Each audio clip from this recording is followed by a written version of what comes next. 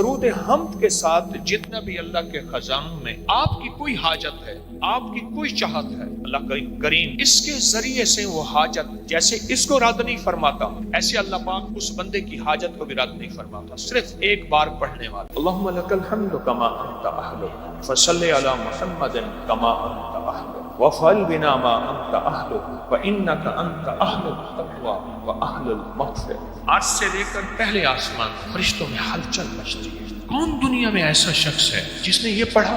کون دنیا میں ایسا شخص ہے جس کو اللہ کے خزانوں سے پڑھ کے مانگا؟ کون دنیا میں ایسا شخص ہے جس نے اس کو پڑھا اور پوری کائنات کے مطابق سبحان اللہ و بحمدہ عدد ورضا نفسہ وزنۃ عرشہ ومداد کلماتہ، اس کو اتنا ثواب نہیں ملا۔ کون ہے جو اس کو پڑھنے والا، جس کی دعائیں اس کے ساتھ منسلک ہو جاتی ہیں، جس کی دعائیں اسی کے ساتھ لگ جاتی ہیں؟ جیسے پہلے دور میں کبوتر کے گلے میں خط ڈال دیتے تھے اور سدھائے ہوئے تربیت یافتہ کبوتر ہوتے تھے اور وہ کبوتر منزل پہ پہنچ کے خط دے آتے تھے۔